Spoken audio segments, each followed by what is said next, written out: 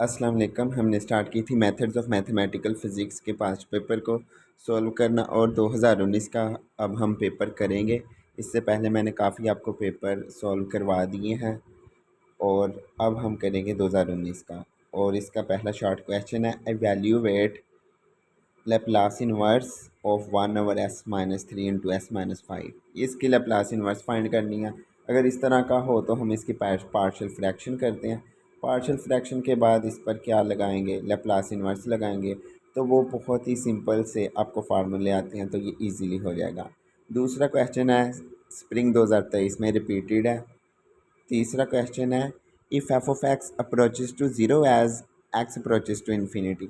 अगर हम एक्स को लिमिट अप्रोच कराएं एक्स को इन्फिनिटी एफ ऑफ एक्स की, तो वो एफ ऑफ एक्स फंक्शन जो है वो ज़ीरो बन जाएगा। Then show that sine Fourier sine जो ट्रांसफॉर्मेशन है एफ डैश ऑफ एक्स की, वो बराबर आएगी minus time K in into Fourier cosine transformation of K. ठीक है, तो इसे हम प्रूव करते हैं। ये भी काफ़ी आसान सा छोटा सा थ्योरम है, छोटा सा क्वेश्चन है। क्या है, कंसीडर करते हैं फोरियर साइन वाली ट्रांसफॉर्मेशन सिंगल डेरिवेटिव पर लगाते हैं, तो ये आ जाएगा इक्वल, उसका फार्मूला होता है जैसे 2/पाई लिमिट इंटीग्रेशन की ज़ीरो से इन्फिनिटी, और साथ में जिसकी हम ट्रांसफॉर्मेशन ले रहे हैं वो फंक्शन एज इट इज़, क्योंकि ये साइन फोरियर ट्रांसफॉर्मेशन है तो साथ में साइन के एक्स भी आएगा और डी एक्स आएगा। फिर यहाँ से हम इसकी इंटीग्रेशन करेंगे, इंटीग्रेशन बाय पार्ट्स करके। ठीक है, तो इसकी इंटीग्रेशन करेंगे, पहला फंक्शन इसे बनाकर और दूसरा इसे बनाकर, तो ये आएगा। और लिमिट भी अप्लाई करेंगे। लिमिट अप्लाई करने के बाद ये क्या आएगा, ये चीज़ ज़ीरो बन जाएगी इन्फिनिटी से भी, क्योंकि जब एक्स को इन्फिनिटी अप्रोच कराएंगे तो ये एफ ऑफ एक्स जो है ज़ीरो बन जाएगा। और जब हम साइन के अंदर एक्स की जगह ज़ीरो पुट करें फिर भी ये ज़ीरो बन जाएगा, तो ये ज़ीरो माइनस ज़ीरो आ जाएगा। फिर इसी तरह इसको भी हम करते हैं इंटीग्रेशन, बल्कि इसकी इंटीग्रेशन क्या करनी, ये फार्मूला बन रहा है कॉज वाला, एफ ऑफ एक्स का कॉज वाला। ठीक है, तो ये माइनस के साथ में आ गया। ये जो है ये फोरियर को साइन, कॉज की ये फोरियर को साइन है। ठीक है, तो हम इसे ये लिख देंगे और ये हमारा प्रूव हो गया। ठीक है, ये भी काफ़ी सिंपल सा शॉर्ट क्वेश्चन था। अब चलते हैं क्वेश्चन नंबर 4 की तरफ। ये एक रेयर क्वेश्चन है, परटुर्बेशन टेक्निक वाले मेथड से आया है, परटुर्बेशन टेक्निक्स वाले चैप्टर से आया है, उस टॉपिक से आया है। लेकिन ये एक रेयर आने वाला क्वेश्चन है, ज़्यादातर ये पेपर में नहीं आता। तकरीबन ये वाला क्वेश्चन एक बार ही आया, नहीं तो ज़्यादातर इस तरह का आता था जो काफ़ी पेपर में रिपीट भी हुआ है कि परटुर्बेशन टेक्निक से हमने वो सोल्व करना होता था इस तरह की इक्वेशन को, जो कि -16 इस तरह करके था। वो परटुर्बेशन टेक्निक से हम क्वेश्चन करते हैं। तो यहाँ पे क्या है, इसकी रकम पढ़ लेते हैं। Let F of X comma epsilon, जो कि इक्विवेलेंट है summation M is from zero to infinity A M of X है। आगे क्या है, sine of delta B N asymptotic expansion of a function f of x in terms of perturbation parameter epsilon as epsilon approaches to 0. Define the uniformity and non-uniformity of the above expansion. Also find the uniformly valid। ठीक है, expansion of sine X plus epsilon. तो हम इसको करते हैं, देखते हैं। ये इतना क्वेश्चन है, स्टार्ट करते हैं इसका solution. A function F of X को epsilon and asymptotic sequence delta M of epsilon as epsilon approaches to zero. The formal series is, ठीक है, ये हमें गिवन था, is said to be asymptotic expansion of F of X को epsilon as epsilon approaches to zero where A M are independent of epsilon. It is also can be written as, ये तो बस उसकी definition वगैरह लिखी थी। आगे क्या है, यूनिफॉर्म एसिम्प्टोटिक एक्सपेंशन क्या होती है, for any partial sum of remainder is a little of the last term of the, ये पता नहीं क्या लिखा है, just stated are uniform for x belong to I, then we speak of an uniform asymptotic sequence and uniform asymptotic expansion। Non uniform का क्या लिखा है, N asymptotic expansion as epsilon approaches to zero of a function f of x comma epsilon f where x is an independent variable. The asymptotic behavior of the function with respect to epsilon may depend upon x, in which case we say that expansion is a non-uniform. Example आगे दी है, square root X plus epsilon, इसको हम लिख सकते हैं अगर जज़र x को बाहर कामन कर लें तो अंदर बचेगा 1 ओवर एप्सिलॉन ओवर एक्स जज़र के अंदर, तो जज़र की जगह हमने 1/2 रिप्लेस कर दिया और इसको हम बाइनोमियल एक्सपेंड कर देते हैं। जज़र एक्स को बाहर रहने दें तो बाकी की बाइनोमियल एक्सपेंशन कर लेते हैं। दूसरी एग्जांपल है 1/1 प्लस एप्सिलॉन एक्स, इसकी भी हम ये एक्सपेंशन लिख सकते हैं क्योंकि 1/1 प्लस एक्स की रेज़ टू पावर -1 होगा तो उसकी एक्सपेंशन ऐसी होती है। Now we find uniformly valid expansion of sine X plus epsilon. तो साइन एक्स सिंस हम जानते हैं साइन एक्स की एक्सपेंशन ये होती है X minus X cube over 3 factorial plus X 5 over 5 factorial minus X 7 over 7 factorial plus up to so on. Replace X by X plus epsilon, बस X की जगह एक्स प्लस एप्सिलॉन करें तो बाकी सारा वो साइन एक्स प्लस एप्सिलॉन की expansion हो जाएगी। The asymptotic expansion of a sine function is written as this one is equivalent to this one. ठीक है, तो ये हमारा हल हो जाएगा। अब क्या है, पांचवा सवाल जो है वो रिपीट है और आगे लॉन्ग क्वेश्चन आ गया। लॉन्ग क्वेश्चन पहला ही रिपीट है, अब दूसरा करते हैं। दूसरा फिर परटुर्बेशन मेथड से आया है। ठीक है, परटुर्बेशन से अब लॉन्ग भी आया है इस वाले पेपर में, 2019 के पेपर में। Solve the following perturbation differential equation using regular perturbation method up to first order correction in epsilon as epsilon approaches to zero. ये आगे इक्वेशन दी गई है, क्या है, डेल स्केयर यू ओवर यानी डबल डेरिवेटिव टी के लिहाज से यू का minus epsilon into 1 minus U square, single derivative T के लिहाज से यू का plus U is equal to zero. अब इसको हम ऐसे लिख सकते हैं, इक्वेशन 1 बना ली जो हमें गिवन है।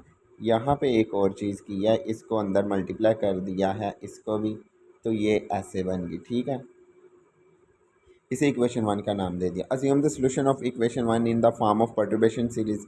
इसका सॉल्यूशन हमने कंसीडर किया परटुर्बेशन सीरीज़ में, तो वो क्योंकि यू का फंक्शन है तो यू के लिहाज से ही हम इसका सॉल्यूशन कंसीडर करेंगे, जैसे हम परटुर्बेशन टेक्निक्स वाले क्वेश्चन करते थे उसी तरह इक्वेशन 2 का इसे नाम दे देंगे। अब इस इक्वेशन 2 को इक्वेशन 1 में पुट करेंगे तो सारे का सारा पुट करने के बाद वही सिंप्लीफिकेशन करेंगे जैसे हम पहले सिंप्लीफिकेशन करते थे, और एप्सिलॉन के जो क्या कहते हैं उनके कोफिशेंट्स उनको कंपेयर करते थे, तो इनके कोफिशेंट्स को कंपेयर करेंगे अप टू कितने आर्डर तक उन्होंने कहा है, फर्स्ट आर्डर करेक्शन। ठीक है, तो फर्स्ट आर्डर तक उन्होंने कहा है तो हम एप्सिलॉन ज़ीरो और एप्सिलॉन 1 का ही बस कंपेयर करेंगे, ज़्यादा हाईएस्ट तक नहीं जाएंगे। ठीक है, तो एप्सिलॉन ज़ीरो में u naught double dash plus you naught आ रहा है इक्वल टू ज़ीरो जो कि इक्वेशन 3 है, और एप्सिलॉन की पावर 1 में क्या आ रहा है, U one double dash minus U naught single dash plus you naught square, ये जो आया इक्वेशन 4।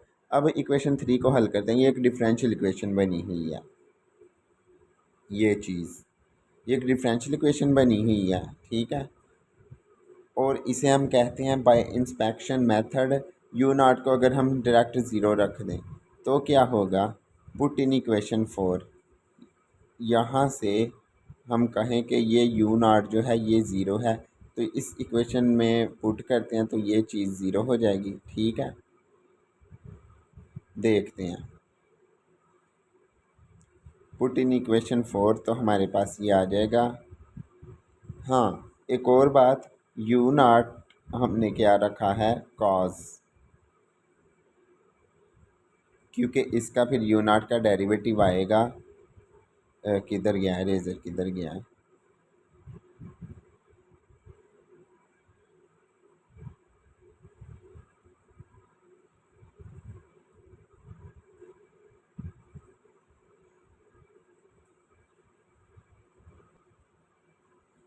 यहाँ पे हमने बाय इंस्पेक्शन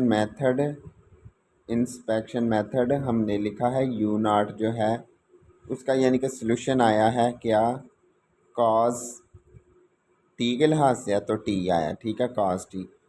अब यहाँ पे बस वो रिप्लेस करना है सारे में, u1 तो एज इट इज़ आएगा।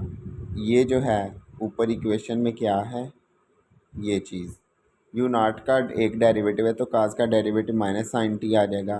फिर ये यू नाट स्केयर यानी कि कॉस टी स्केयर और इसका derivative minus sine T plus u1 as it is, ठीक है, और इक्वल टू ज़ीरो।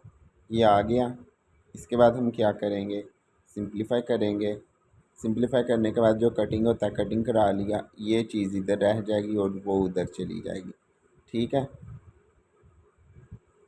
यहाँ से हमें इसकी करैक्टरिस्टिक इक्वेशन मिलेगी u1 की फॉर्म में।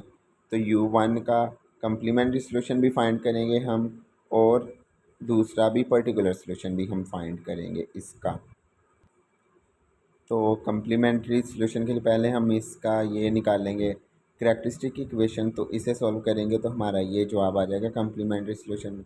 फिर पर्टिकुलर सॉल्यूशन के लिए जो राइट साइड पे होता है उसको मल्टीप्लाई करते हैं 1/d² + 1 से, ठीक है। करैक्टरिस्टिक इक्वेशन को नीचे रख के उसके साथ मल्टीप्लाई करके इसका इमेजिनरी पार्ट लें तो ये एक्सपोनेंशियल में चला जाएगा, ठीक है। एक्सपोनेंशियल में जाने के बाद अब हम इसे इजीली सॉल्व कर सकते हैं क्योंकि वो इसकी पावर में है 3 तो d की जगह 3 रिप्लेस करें तो वो आ जाएगा 9 -9, ठीक है। तो ये -9 आएगा, इसको सिंप्लीफाई करेंगे तो u1 ऑफ p आ गया, यानी पर्टिकुलर सॉल्यूशन आ गया। अब u1 का पर्टिकुलर और कम्प्लीमेंट्री सॉल्यूशन को ऐड करेंगे तो हमारे पास ये फाइनल आएगा। इसे इक्वेशन 2 में, इक्वेशन 2 गिव्स रिक्वायर्ड सॉल्यूशन, इसको उसमें पुट कर दिया तो हमारा फाइनल आंसर आ गया, which is required solution up to first order of perturbation series epsilon, ठीक है। ये हमने इसमें पुट किया है जो हमने इक्वेशन 2 उसका पूरा का पूरा सॉल्यूशन कंसीडर किया था। यू नॉट काज था और आगे हमने ऑर्डर 1 तक ही जाना था, ठीक है। तो इसमें जब पुट किया u1 को और साथ में एप्सिलॉन लगाया तो वो सारे का सारा उसका आंसर आ गया। इससे आगे लिखने की ज़रूरत नहीं है। किधर चला गया, हाँ ये यहाँ तक, साथ में इधर एप्सिलॉन कॉमन है, फिर आगे वाली टर्म्स लिखने की ज़रूरत नहीं क्योंकि उन्होंने कहा था सॉल्यूशन निकालने अप टू फर्स्ट ऑर्डर तक। तो ये हमारा निकल गया है परटर्बेशन सीरीज से। अब हमारा इसका लास्ट क्वेश्चन, लास्ट एक सेकेंड, हाँ लास्ट क्वेश्चन ये रहता, तो देखते हैं। ये आया है आयलर लाग्रांज इक्वेशन वाले चैप्टर से। Find the extremal of the functional, क्या है, लिमिट है इंटीग्रेशन फ्रॉम 0 to π/2 और फंक्शन है f(y)² minus y² plus x² dx और बाउंड्री कंडीशन गिवन है y(0 = 1) and y(π/2 = 0) and y'(0 = 0) and y'(π/2 = 1। तो ये चीज़ जो है, इस तरह का पिछले पेपर में भी क्वेश्चन आया था, वो मैंने आपको करवाया था। तो क्या होता है, जो इंटीग्रेशन के अंदर होता है उसे कैपिटल F कहते हैं और इसकी जो इक्वेशन होती है, ठीक है, वो ये है आयलर लाग्रांज इक्वेशन। अगर हम लिखें तो इसका डेरिवेटिव लेते हैं, f का y के लिहाज से पार्शियल डेरिवेटिव लेंगे तो वो ये ज़ीरो हो जाएगा, ये ज़ीरो हो जाएगा और -2y आ जाएगा, ठीक है। अब f का किसके लिहाज से डेरिवेटिव लें, y डैश के लिहाज से, y डैश के लिहाज से ये भी ज़ीरो, ये भी ज़ीरो, तो इसका 2y डैश, सॉरी इसमें y डैश वाली कोई रकम है ही नहीं, ये भी ज़ीरो हो जाएगा, ठीक है। और अब y डबल डैश के लिहाज से लें तो ये दोनों ज़ीरो और इसका 2y डबल डैश आ जाएगा, ठीक है। तो ये हमने 3 डेरिवेटिव ले लिए। अब आयलर लाग्रांज इक्वेशन लिखेंगे एक्स और वाई की फॉर्म में, तो वो है ये। इसके अंदर अब बस वैल्यूज़ पुट करने वाली रह गई हैं, वैल्यूज़ पुट करेंगे तो ये आ जाएगा, डिफरेंशियल इक्वेशन बन जाएगी, ठीक है, जिसकी करैक्टरिस्टिक इक्वेशन ये निकली है। इसके सॉल्यूशन निकलेंगे +-1 और +-i, इसके अंदर पुट करेंगे। पुट करने के बाद अब हमने कंडीशंस अप्लाई करनी है। वो बाउंड्री कंडीशन आपको मैंने पिछले पेपर में भी इस तरह का क्वेश्चन कराया, आपको पता है। अब हमने बस ये कांस्टेंट फाइंड करने हैं बाउंड्री कंडीशन अप्लाई करके। तो वो सिंप्लीफाई करने के बाद जब ये कांस्टेंट फाइंड हो जाएंगे तो इसको हम रिक्वायर में पुट कर देंगे। हाँ, यहाँ से कहाँ तक जाएं, के किधर था, अच्छा, यहाँ पे हमने आप कोई भी मेथड से C1 C2 और C3 की वैल्यू, शायद C4 भी है, इन सब की वैल्यू निकाल सकते हैं। तो यहाँ पे दूसरा मेथड यूज़ हुआ है, ठीक है, ये वाला। यहाँ पे हमने उसे के इक्वल लेट कर लिया, तो ऐसे हमने फाइंड किया। आप दोनों को दो दो इक्वेशंस को आपस में सब्ट्रैक्ट करके, ऐड करके, मल्टीप्लाई करके किसी कांस्टेंट के साथ, और फिर आपस में एडिशन सब्ट्रैक्शन करके भी फाइंड इजीली कर सकते हैं। तो वो फाइंड करने के बाद जब आएगा उसे आंसर में पुट कर दें, तो आपका रिक्वायर्ड आंसर आ जाएगा। इसी के साथ ये लेक्चर यहीं पे वाइंड अप होता है। मैं मिलूँगा आपसे नेक्स्ट वीडियो में इसी सब्जेक्ट के 2018 का पेपर में। तो तब तक के लिए दुआओं में याद रखना। खुदा हाफिज़।